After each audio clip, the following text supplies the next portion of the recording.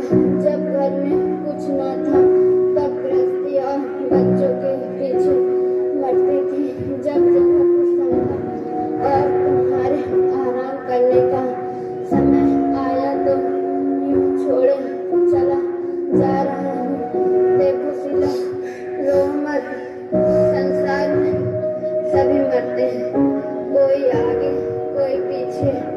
मैंने रुपए तो नहीं छोड़े, लेकिन जो कुछ भी है उससे तुम्हारा जीवन कट जाएगा, उससे तुम्हारा जीवन कट जाएगा।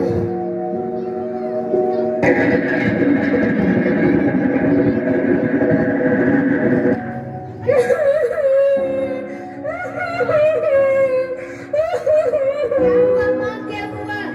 तुम्हारे पिताजी अब नहीं रहे।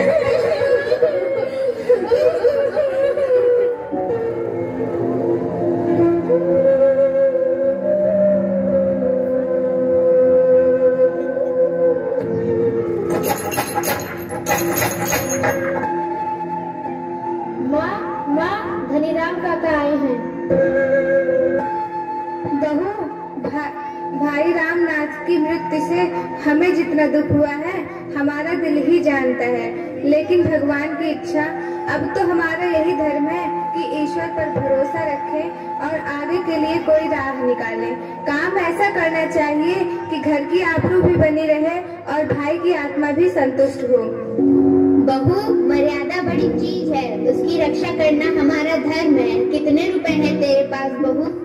कुछ नहीं। क्या कहा? कुछ नहीं? तब तो यह बड़ी समस्या है। ऐसी दशा में हमें क्या करना चाहिए कुबेरदास जी? जैसे हो भोज तो करना ही पड़ेगा। हमें अपनी सामर्थ्य देखकर काम करना चाहिए। घर में जितने रुपयों का प्रबंध हो सके उसमें कोई कसर नहीं छोड़नी चाहिए।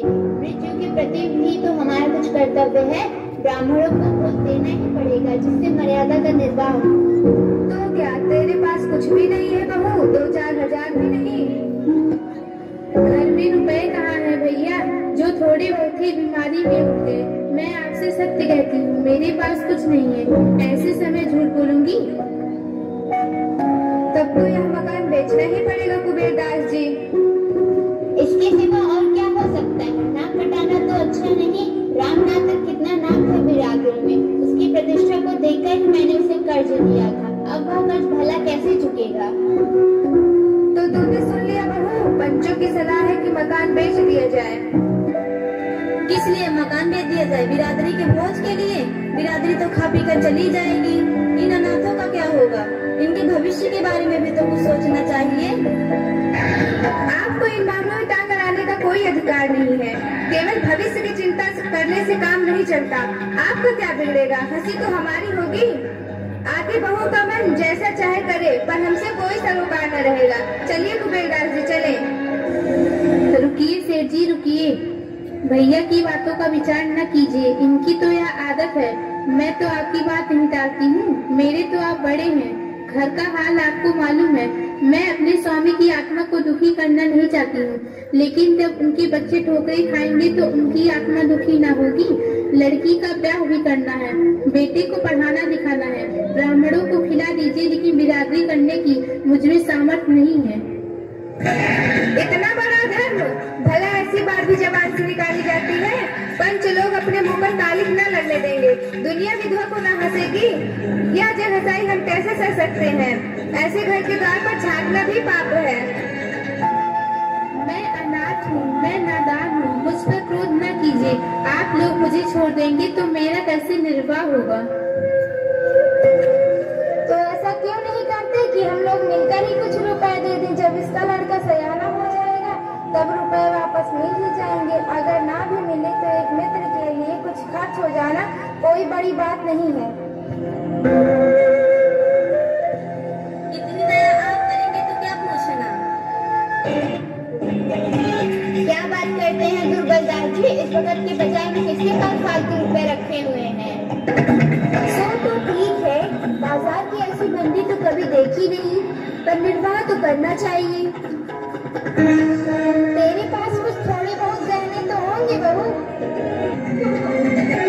हाँ, गहने हैं। आधे तो बीमारी में उड़ गए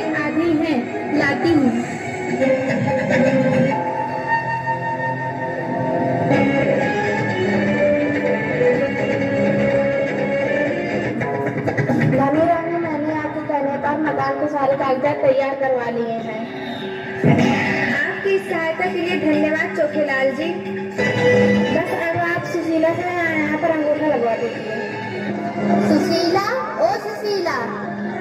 जी भैया। मकान के कागजात आ गए हैं, यहाँ अंगूठा लगा दो।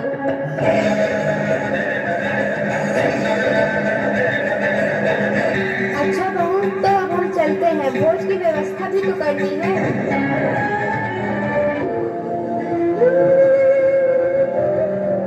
शेर चंपारण के भोज के बाद ऐसा भोज रामनाथ जी का ही हुआ है।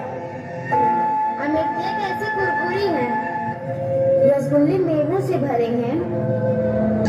सारा श्रेय तुम पंचों को ही जाता है। ये तो आप भाइयों की दया है जो ऐसा कहते हो। रामनाथ से भाईचारे का व्यवहार था, हम न करते तो कौन करता। 4 दिन से सोना न नसीब हुआ, क्यों कुबेरदास जी? जी धनीराम जी।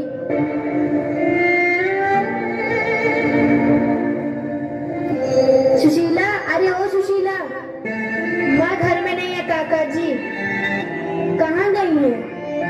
माँ बनिया के यहाँ राशन लाने गई है। राशन लाने में कौन बड़ा समय लगेगा, तब तक बैठकर इंतजार करता हूँ। पुराने उधारी चुकाए बिना बनिया राशन नहीं देगा तो समय तो लगेगा ही। माँ ना जाने कहाँ गई होंगी। ठीक है, तो फिर जब सुशीला आए तो कह देना कल घर खाली कर दे, किराएदार रखना है। कल क्यों, आज ही खाली कर देती हूँ, बल्कि अभी खाली कर देती हूँ। नहीं बहू, कल आराम से खाली कर देना। आपकी इतनी मेहरबानी काफी है। आपकी रात भर की किराएदारी का नुकसान भी क्यों करूँ मैं। चलो बच्चों चलो, अब यह हमारा घर नहीं रहा।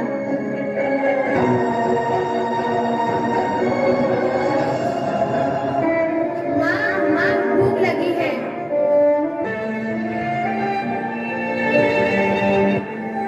लो बच्चों, इसे पी लो, फिर कभी भूख नहीं लगेगी।